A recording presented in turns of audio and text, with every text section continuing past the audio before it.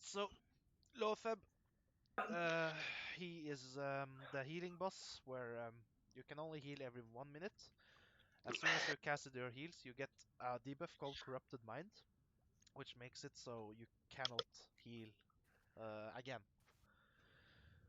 So this is a fight where healers will have to know their DPS rotation also. That means druids will cast one or two wraths or starfires or whatever, and paladins, if you have full tier one, that's really good with your party, but it's not a must. We'll have some Seal of the Light on the boss to heal their melees. Um, and priest smiting, like you do on Cthulhu, literally. Uh, we'll have assigned the healing rotation. So, like, let's say I'm the first guy, and I tell, okay, I already done my heal. That means Blasse is next. After Blasse, it's another healer, but you can't like throw out your heal instantly. It's as it's your turn. Like you need to know how much you are healing. So let's say if I'm healing 6,000 with my Holy Light, I won't start healing Destros until he reaches, or the main thing, as he reaches those numbers of damage taken. Because if you're wasting healing, you're literally um, wasting your time. Because I have written up 12 healers. That's two of our so-called meme specs also will be healing, but they'll also be auto-attacking. Um, that means those 12 healers have to make sure that the first guy heals, and by the it's his turn again in the rotation, that 1 minute has passed. Okay. Yeah. Because if everyone throws their heals instantly, after 12 heals, there will be like 36 seconds gone or something, depending on your casts. That means you have 24 seconds of room where you can't heal. So you Okay. need to like spread out your healing. Like, but we'll make a macro that whispers that it's your turn to heal. Like the trunk one. Yeah, Okay. and it will yell Okay. out, it will say raid, or it will send whisper. So everyone is on the same page. We'll test this out before the boss, so it's bulletproof on the whisper. Like as soon as you get it, you do it, etc.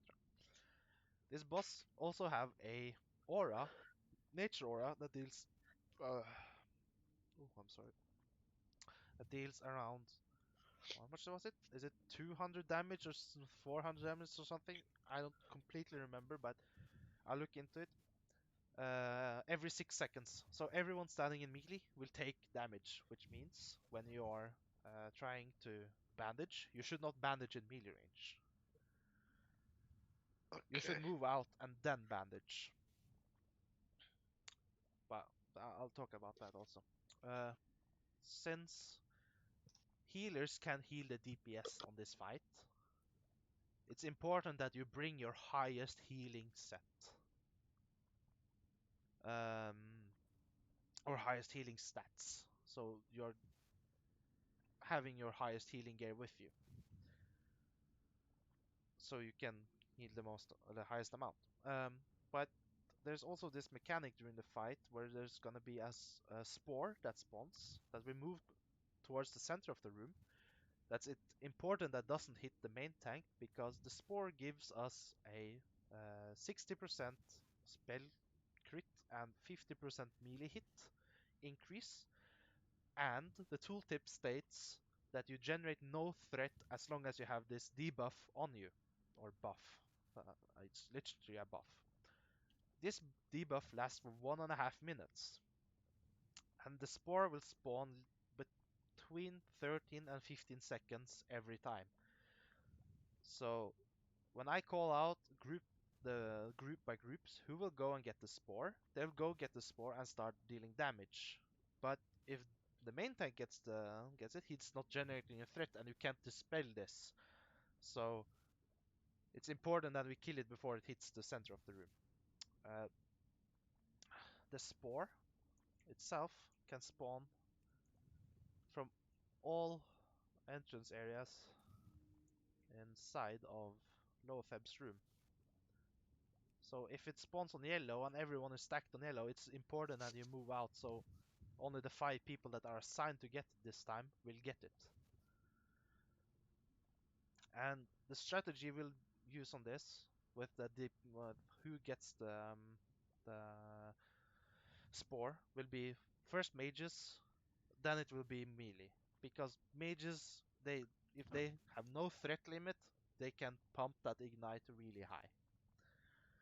But as I said, we are currently 7 mages signed up, and there's only 5 people that can get this. So the best geared mages will get the first spore. And then it will go um, based on groups. So it will be caster, melee, caster, melee, caster, melee. But that is also depending on the composition you have. So, but I'll talk through this during the raid also. He also casts an ability every 30 seconds called Inevitable Doom, which deals 2,500 shadow damage.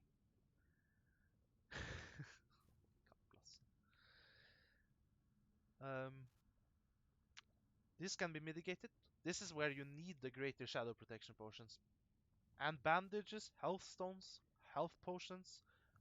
Like this is where you need it because we'll pre-pop a greater shadow protection potion and we'll wait a little bit so it will be on off cooldown when we engage the boss. The first doom hits, you'll not drink the greater shadow protection potion. You will absorb it. The second one, and I'll talk about this, you'll bandage yourself. The third one you'll do greater shadow again. The second one and etc. You literally go between bandaging and popping a greater shadow. But there are also some ticks you can't really do anything about. Like you can't actually drink or bandage. So you literally have to use a health potion, a health stone, or just take the damage. This cannot be resisted, so the priest shadow aura thing, the shadow buff, does not work. And uh, it is static 2,500 damage nonetheless. So yeah,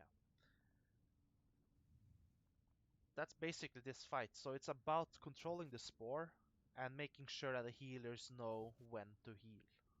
And DPS can literally just go ham on the boss. But at the same time, you need to know your timer. So if the inevitable doom happens, you need to move out and actually bandage. You can't just keep on pumping. Like 2,500 damage at this point in the game is not a lot for melees, I know, because some of our warriors have like when they're fully raid buffed and stuff, they have like 7k HP or something. But it's still important that you bring bandages and bring enough shadow protection potions so we can do this boss. And that's the boss. There's nothing else to it. He's just a giant boss with a lot of HP that will burn through. Yep. But I'll just kill him now and yeah. Don't kill it, don't kill it. Oh, okay, we kill him. I was gonna show where to spawn, but the spores will literally just spawn where I marked up. So if you just look at the marks, and it's important that you move to those marks and kill it there and start DPSing. So I'll call it out during the raid where it spawns so the next group can move.